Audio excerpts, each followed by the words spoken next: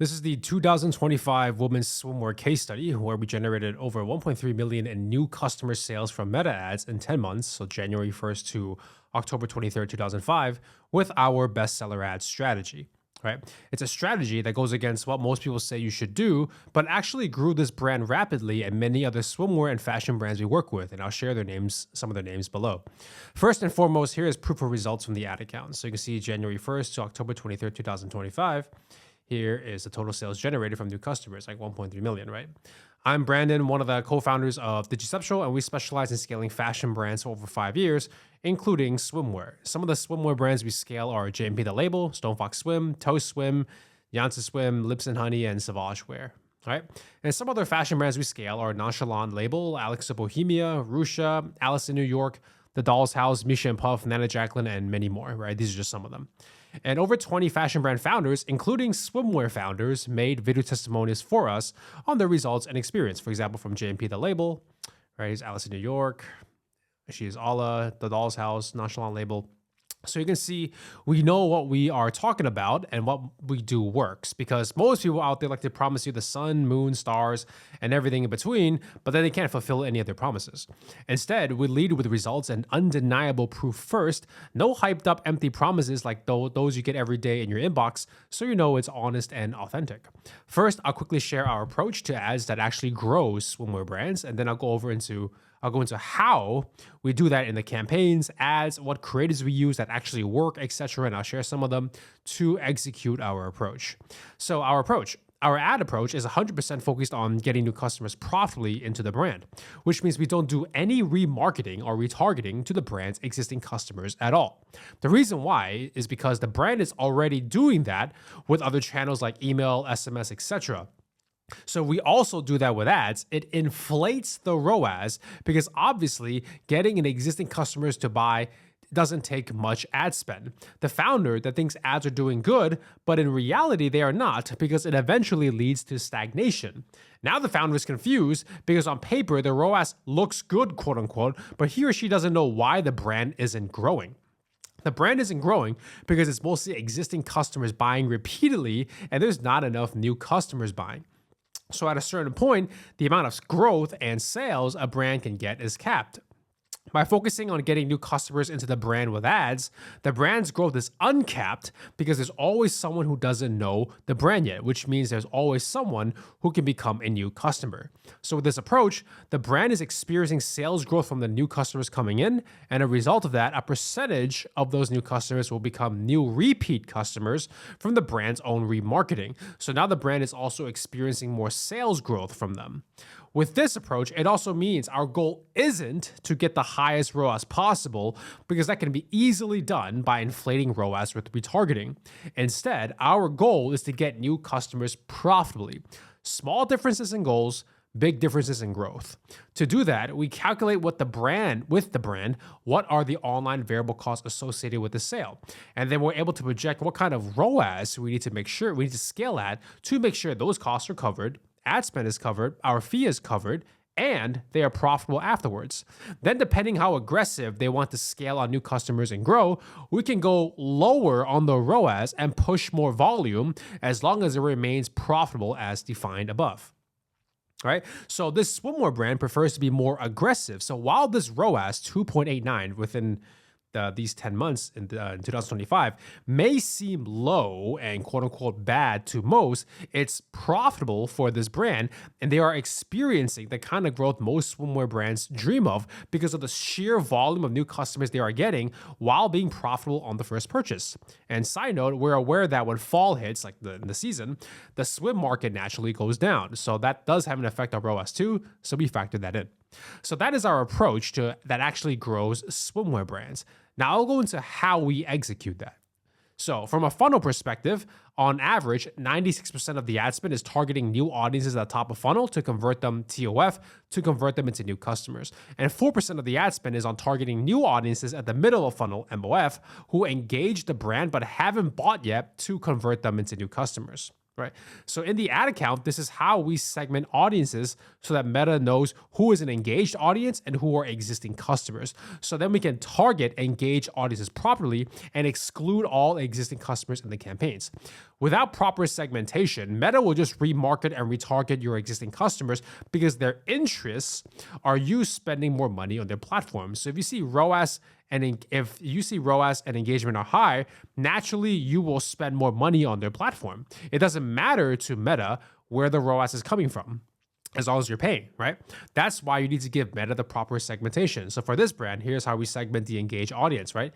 People who add to cart the last 180 days, people who initiated checkout the last 180 days, website visitors in the last 180 days. Existing customer segments, right? People who purchased in the last 180 days, all the buyers in 2024 Q1, year-to-date buyers, and from May 9th, year-to-date buyers from June, right? All buyers. Oh, okay, this is from the top and continuing the bottom, right? All buyers all time. So even from back to 2020, all buyers year-to-date 2022. So we really help Facebook define who are these people we want to exclude. Do not target these people, right? Now, here's how we set up campaigns to drive new customers profitably into the brand, right? So we got this segmentation set up. Now, here's how we scale on new customers, right? That excludes engaged existing customers. Testing campaign. We always have a testing campaign that is ABO, is called ad set, means ad set budget. So that means we never test with ASC, which is the advantage shopping, and CBO, the campaign budget, the stuff that Facebook automatically does for you, right? So as you can see in the screenshot here, here's a testing campaign. Advantage is off, campaign budget is off. It's all ad set budget, right? ASC is where Meta controls the audience and how the budget is spent. Same with CBO, but with the CBO, you can still control the audience. The reason why we don't use either of these for testing is because on top of finding a winning ad, we want to know why it's a winning ad. If we just let Meta do its thing, quote unquote, we won't know exactly why certain ads work, and therefore we can't replicate success. So if the winning ads fatigue or if Meta changes something again, we are screwed. So despite what all these Meta reps say, or what most people say are best practices, quote unquote, we don't do any of it because we want to control the testing variables, not Meta. Right? To dive deeper into the campaign, each ad set is a specific angle we're testing, and each ad set typically has 2 to 3 ads to validate if the angle converts, right? So for example, this ad set has 2 ads, this ad set has 2 ads, this one has 3. When we first started working with this brand, our testing was to find the initial winning ads and scale them. Once we found them and are scaling them, our goal with testing is to find as many different winning ads as possible to scale with our existing winning ads, not to beat the existing winning ads, right? So for example, if we have a winning single image ads, we don't want to beat them with new single image ads. Instead, we want to find winning video ads, winning carousel ads, winning DPA ads, etc. that scale with our winning single image ads. The reason for this is because Meta goes to different people with different types of ads, since different people respond to different types of ads, right? So for example, like there's a carousel ad segment, people who buy from single image, people who buy from GIF, people buy from experience ads, people buy video ads, etc. This is a total market. So we want to scale and get new customers in all segments of the market, not just one. One of the reasons why fashion or swimwear brands that spend a lot of money on ads plateau is because they test to keep trying to beat their existing winning ads. Let's say single image flat lays are their winning ads. Their ad spend is then spent on testing variations of single image flat lays to try to beat the current winning ones. That doesn't solve the problem because chances are they have reached diminishing returns on the audience segment that buys from single image flat lays. Instead, they need to test and find winning video ads, GIF ads, lifestyle ads, etc., and scale in different market segments to break the plateau. The bottom line is that testing never stops, and the goal of testing is to find new winning ads that scales with existing winners. As we scale this brand, we were testing a minimum 3 new angles per week, which is about 9 new ads per week minimum, right? Because it never stops. Let's talk about scaling campaigns. In the beginning with this brand, we found the initial winning ads for this brand within the first 10 to 14 days working together. Then we started scaling right after. It doesn't take 3 months to see results, quote unquote, contrary to what most people tell you, because if you know what you are doing, it will take you a very short time to get things scaling. With our experience and track record, we already know what works in swimwear and vice versa. So it's simply a matter of validating what specifically works for this swimwear brand. When scaling, we use a mix of three types of campaigns, which are the CBO, ABO, and the ASC. We use a mix of all three and not rely on just one, because if Meta decides to make changes like they always do, and a certain type of campaign's affected, we are still good with the others. Right? I've seen many fashion and swimwear brands get stuck because all they are using are ASC campaigns, meaning they are giving Meta full control of the scaling. Then when things change rapidly and ASC is affected, the brand's ad results get impacted a lot, and they don't know exactly why because they have been relying on Meta's control for too long. Meanwhile, Meta doesn't care one bit. All they care about is you paying them.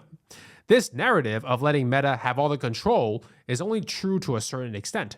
You still need a certain level of control to steer Meta in the right direction. Otherwise, it will just feel like a black hole that endlessly takes your money but does not give you anything in return.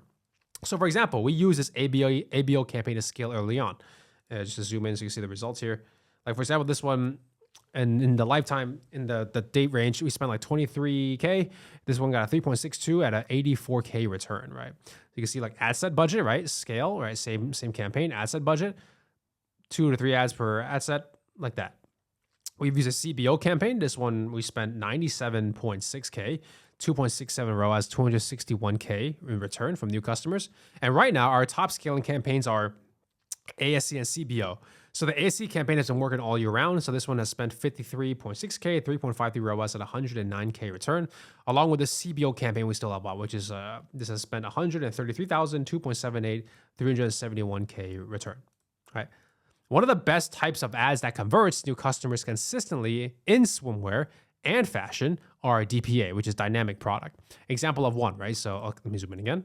So this DPA ad here, we spent in that lifetime like 33.7, 3.49 at 118K return from it within that lifetime, right? Most people think DPA is just for remarketing and retargeting, but we like to use it to get new customers at the top of funnel.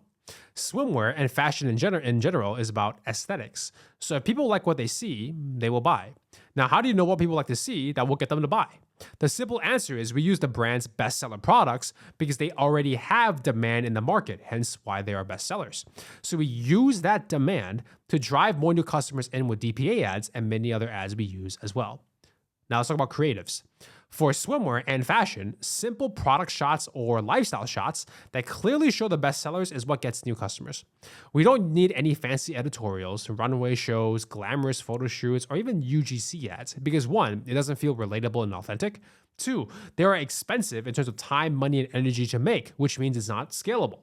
Three, when it comes to buying aesthetics, people's buying decisions are black and white. They either like it or they don't, which ties back to why we use bestsellers because we already know people will like it, right? This was a lifestyle creative that worked well, right? This was a simple product image that worked really well.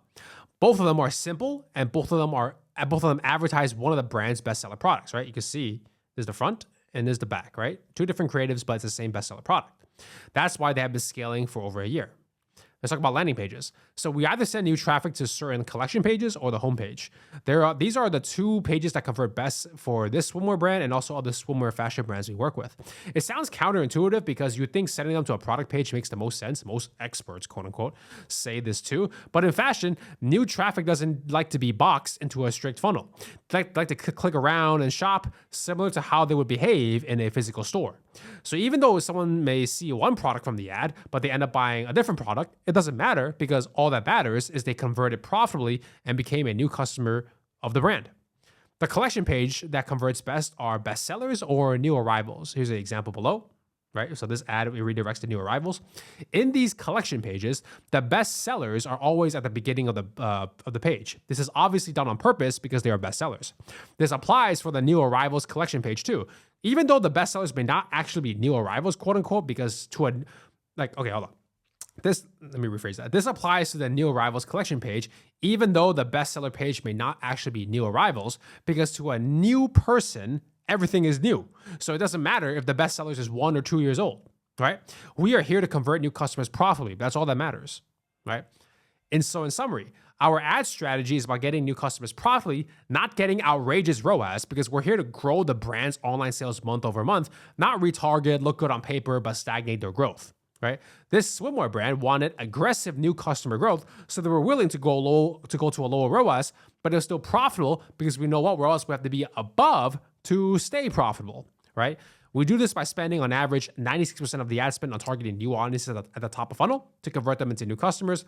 And 4% of the ad spend is on targeting new audiences at the middle of funnel who engage the brand but haven't bought yet to convert them into new customers, right? Here's a funnel. To help Meta do this and not waste our ad spend on retargeting, we segment existing audiences and existing customers so we can exclude existing customers from campaigns and properly retarget existing audiences in MOF to convert them into new customers on top of our TOF campaigns, right? So here's the existing audience segmentation like we reviewed earlier. Here's the existing customer segmentation. We have one testing campaign, that's ABO, because we want to control over testing, not Meta, to know why angles work so we can replicate success. Each ad set is an angle, and each ad set has 2 to 3 ads to validate the angle. Our goal in the beginning was to find the initial winning angles. Once we have them, our goal with testing is to find as many different winning angles as possible to scale with the initial winners, not beat them. Scaling, we use a mix of ABO, CBO, and ASC campaigns because we don't want to rely on just one type of campaign. The creatives that convert are simply product or lifestyle shots of the best sellers, right? These two. For example, these are 2 examples. We use bestsellers because it already has demand in the market. And we send new traffic to either the homepage or the collection pages like bestsellers or new collections because new traffic likes to shop around before buying.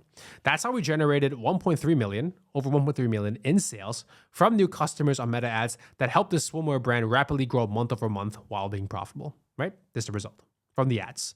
Not all swimwear brands we work with want this aggressive growth, like this one, but they all have one thing in common. They are getting the new customer growth and therefore monthly sales growth they want with our strategy because we tailor it depending on what each brand is looking for. This is just one case study showcasing the growth we get for swimwear brands and fashion brands.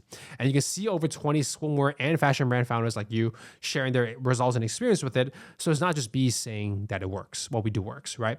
Now that you've seen our swimwear case study and undeniable proof that our strategy gets results, if you align with our strategy and you want to see how we can get your swimwear brand new customers profitably and grow your online sales month over month, you can book a call with me, Brandon, not a salesperson, using the link in bio if you're on Instagram, right over here, or the booking link in the video description if you're on YouTube. The call is straightforward. I'll understand what growth you're looking for. Then I'll tailor the strategy to your brand that will get you the growth. After that, I'll cover all the details of how we work. And if we click, we can get things rolling, right? No overhyped promises, no pushy sales, and no dragged out calls because frankly, with our track record and demand, we don't need to do that, right? The vibe is, here's how we'll get the results you want and here's how we work. Is it good with you? We aren't looking to be some big corporate company. We keep it lean and mean, as I call it, right? That's how we're able to deliver results quickly and maintain quality. For example, you work with me and Erwin, or Erwin's the other founder, directly, the ones who are running your ads. There's no account managers, VAs who don't understand English, no offense to VAs, interns or juniors who are clueless chickens or subcontractors, right? So if you align with our strategy, how we work, and you want to see how we can get the growth you want for your swimwear brand, then again, just book a call with me with either the link in bio on Instagram or the link in the video description on YouTube, depending on where you're watching this, and I'll see you there.